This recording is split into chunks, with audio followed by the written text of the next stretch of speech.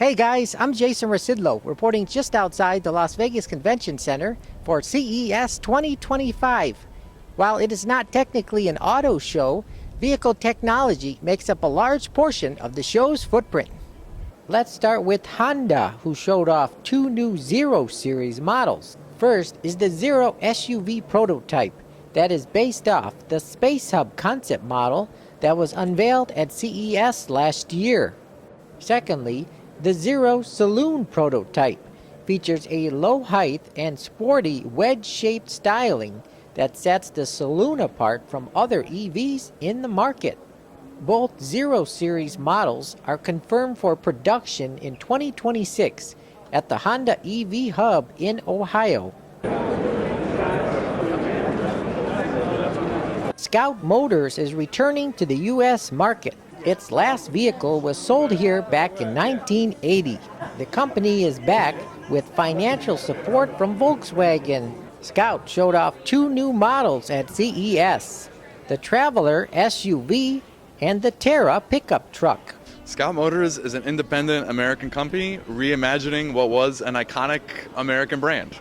But beyond the brand, we're excited to bring back two of the next great Scout products. Behind me, you can see the Scout Terra, a proper full-size pickup truck. Behind you can see the Scout Traveler, what we would call a mid-size SUV. Both are in the core of the American market, the largest segments, the largest profit pools. Drive around, these are the types of vehicles you see on American roads. With that Volkswagen Group backing, if you think about what we get, of course we get money, that's nice. But beyond that, we get expertise. We get economies of scale. We know how to build the factory.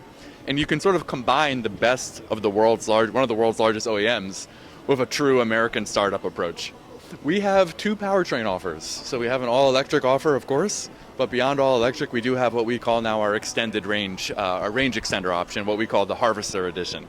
So the Harvester Edition is a battery electric drivetrain supported by a built-in gas-powered generator that enables drivers to go over 500 miles. We think it solves a lot of the range and charging anxieties that some Americans have going all electric. Meanwhile, a new startup company called Aptera showed off a solar-powered EV. Each vehicle can generate enough solar power for up to 40 miles of free daily driving. Plus, with Aptera's Launch Edition vehicle, you can travel up to 400 miles on a single charge. BMW introduced its all-new Panoramic iDrive system with four key components: a heads-up display from A-pillar to A-pillar, a BMW 3D heads-up display, a center display with backlit technology, and a new multi-function steering wheel with buttons that are illuminated. The corner piece is a new head-up display technology that we integrated into the car, starting with the Neue Klasse and all existing BMW models when they get an update going forward.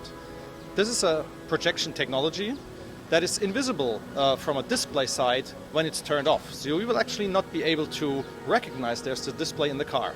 Once you turn it on, we will be able to project, as you can see in the back, from pillar to pillar, use the whole width of the windscreen to display information and keep your eyes safely on the road to follow your driving. So this is the corner piece of BMW Panoramic iDrive, the panoramic vision from pillar to pillar. We accompany this with an additional head-up display that you can choose, which is the BMW 3D head-up display. It is pretty much what you know today from our head-up display systems, but with a special catch also from a technology side. It provides true focal depth, so it's a true 3D where the pixels are have a different focal depth from your eye, providing true 3D experiences that is being augmented right on the road.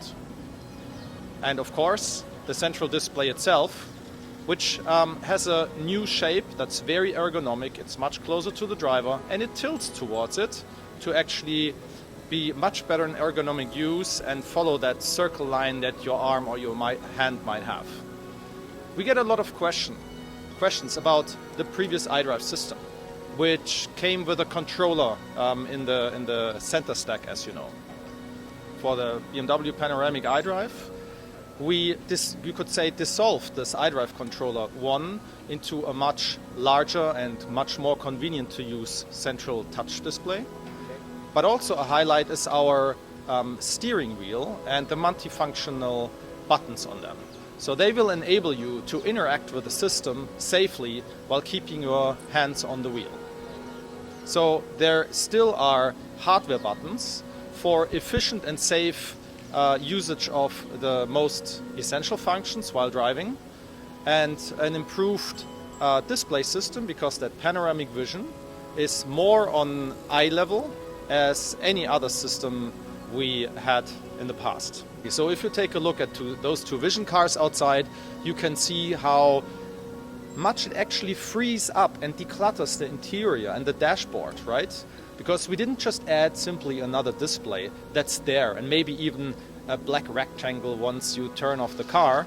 That's why this panoramic vision technology allows us the display to disappear when it's not in use, and to show you with a holographic projection. Actually, what you can see here from pillar to pillar is literally hovering approximately 50 centimeters above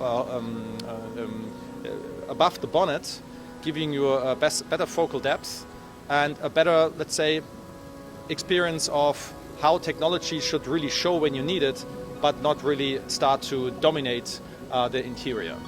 Panoramic iDrive will be introduced in all new BMW models from the end of 2025 and beyond.